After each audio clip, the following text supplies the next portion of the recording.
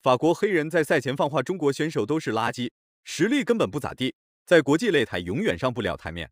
只要中国选手敢主动发起挑战，一回合不到我绝对会把他们打成烂泥。结果嚣张的黑人选手被中国勇士疯狂暴打9分钟。机会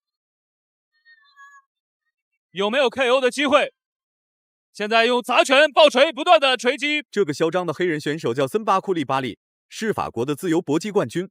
自从击败了中国搏击名将董鑫之后，就断定中国选手没有一个能打的，全部都是小菜鸟。这一次法国黑人算是遇到了一个比较能打的，是中国 MMA 领域当中最能打的 MMA 悍将，同时也是董鑫的小师弟。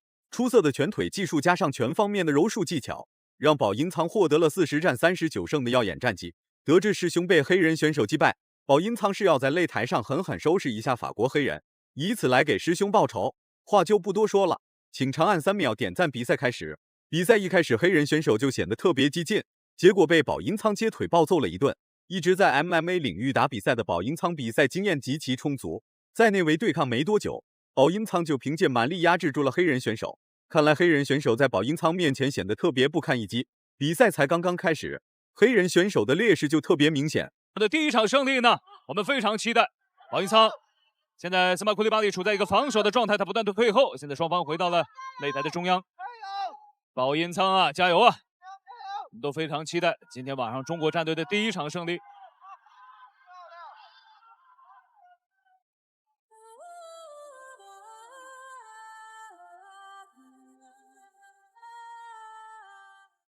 森巴库利巴利是29岁，应该说是处在职业生涯的当打之年，身高173公分，9胜3负的战绩。但是呢，保英仓仅用了2拳就把黑人选手放倒在了地上。被带入到地面缠斗的黑人选手几乎已经丧失了防守能力，连续的重拳打得黑人选手痛苦不堪。裁判在一旁也是默默关注。不得不说，黑人选手非常抗造。保英仓连续的重拳并没有将黑人选手 KO。现在裁判还没有判罚。第一回合比赛进行到1分20秒。刚才这一波攻势啊，真的是掀起了现场的热潮。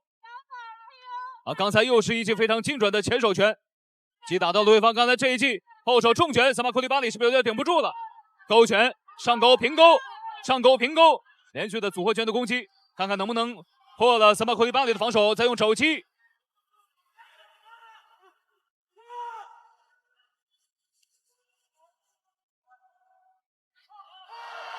森巴库利巴利又是到了地面。现在看看保英仓的地面的攻势。就算刚才裁判救了黑人选手一命，那也无法改变黑人选手挨揍的事实。保英仓几乎已经把黑人选手玩弄于股掌之中，不管是在站立还是在地面缠斗，黑人选手根本就不是保英仓的对手，甚至可以说保英仓完全就可以疯狂肆虐黑人选手，并且黑人选手丝毫没有反手的能力。这个一回合比赛3次击倒。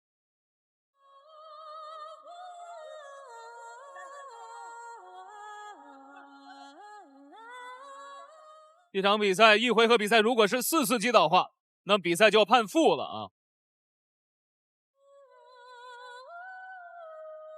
在第一回合还剩下只有10秒钟的时间。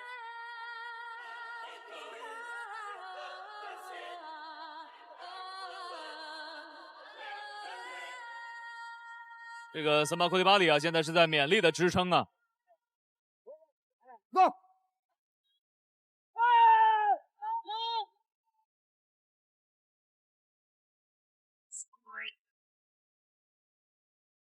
回合结束了，从一开始的接腿暴打就可以看出，黑人选手根本就不是保英仓的对手。一回合3分钟，黑人选手被保英仓足足暴打了3分钟。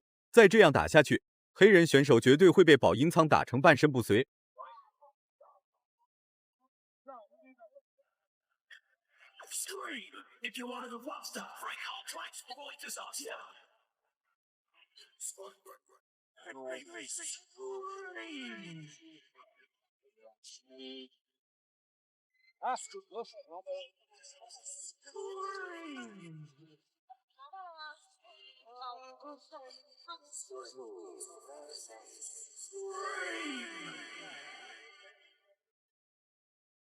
好了，都看了。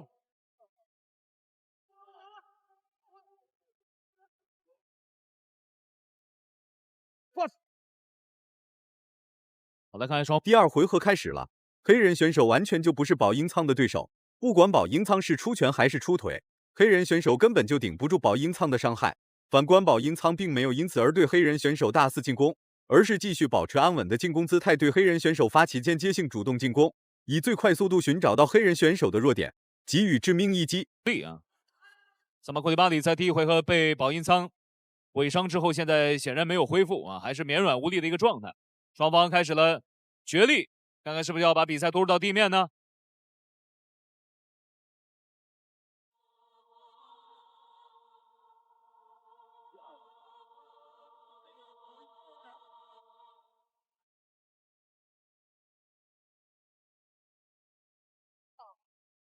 现在保英仓的出拳也是试探性的啊，没有用上全力。在第一回合他是积累了比较大的优势。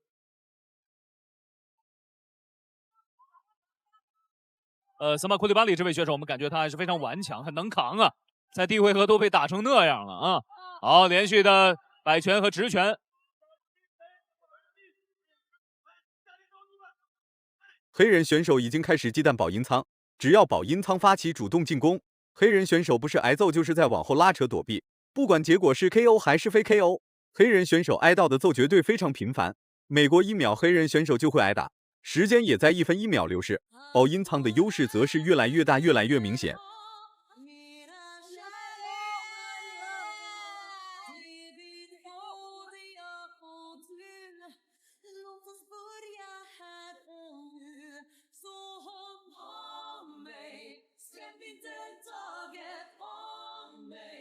就是这样摇摇欲坠，但是萨马库里巴里还是能够挺住。我们觉得他的这个意志力还有抗击打能力还是相当不错的。保英仓呢还是打得保守了一点，我们觉得他应该乘胜追击啊，暴风骤雨般的拳头来招呼对手啊。好，这是前手拳又是破防了。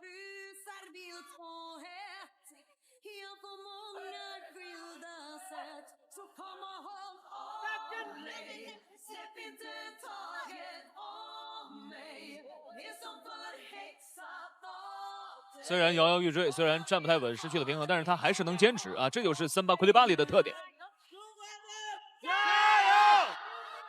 虽然这场比赛是 MMA 规则，但黑人选手在地面缠斗几乎没有实战经验，毕竟黑人选手的出身是自由搏击，在战力上可以与保英仓打得有来有回，不分上下。不过保英仓可不惯着黑人选手，只要有进攻机会，保英仓就会对黑人选手发起猛攻，根本不会给黑人选手任何喘息的机会。没有跟上来有几拳呢？森巴库里巴里比划出了一个小 case 的手势。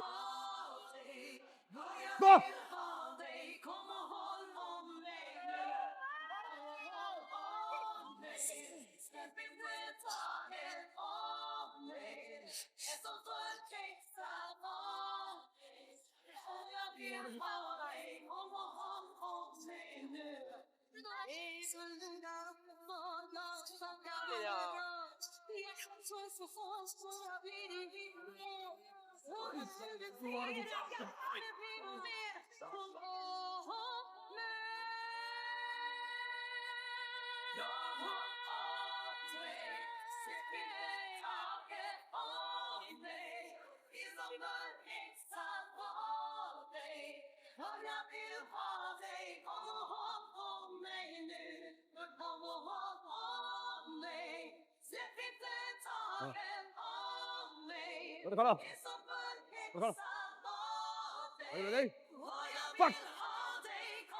第3回合开始了，黑人选手依然有余力对保英仓发起主动进攻，结果保英仓2拳将黑人选手击退，被全程暴揍的黑人选手状态依然不减，看来还是保英仓打得太轻了。不过这个被暴揍的黑人选手可不能小看，在全程暴揍的情况下，黑人选手依然可以在擂台上屹立不倒，而且还可以与保英仓进行拼拳换拳啊！不要再留力了啊，全力出击，跟对方来拼一个灿烂之战吧。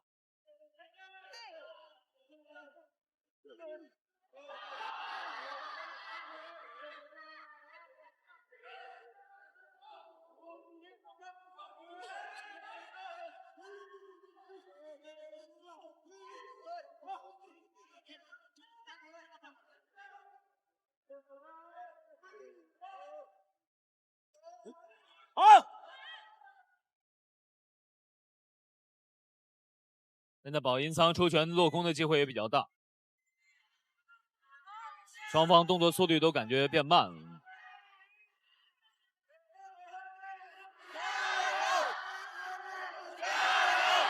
森巴库利巴里，保银仓完全可以在第2回合 KO 掉黑人选手，可能是顾及大众的情绪，所以并没有对黑人选手实施毁灭性击打，全程暴揍可比直接 KO 精彩多了。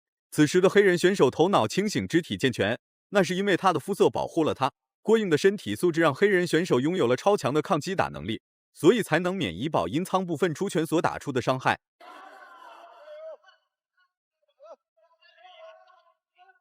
两位选手这个体能消耗都非常大。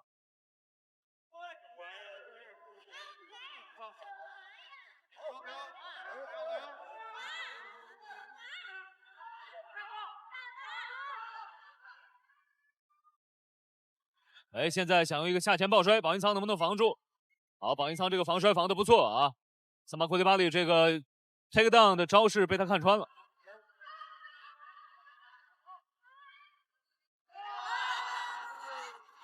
哎呀，但是你觉得保银被按在地上的黑人选手内心非常恐慌。黑人选手能扛揍是不假，但可扛不住保银仓所实施的锁技。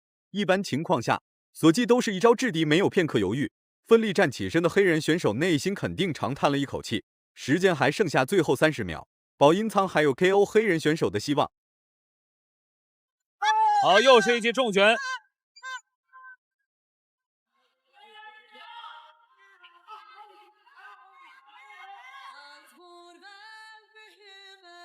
森巴库利巴里这场比赛是无数次的站起来了。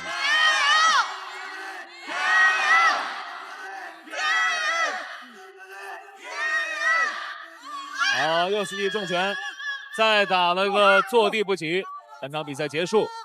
比赛结束了，黑人选手坐在地上耍起了无赖，裁判上前搀扶才舍得站起来。看来黑人选手是被保银仓打惨了。3回合9分钟的比赛，黑人选手全程都在被保银仓暴揍。看来黑人选手击败董欣是个意外。声音大一点，等会儿他要宣布了再压着，再接下面音乐。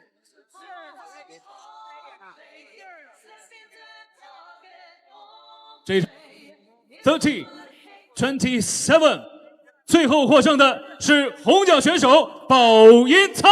最终裁判宣布保银仓获得了比赛胜利，成功为自己的师兄报了仇。大家感觉保银仓的实力如何？请在下方进行留言讨论。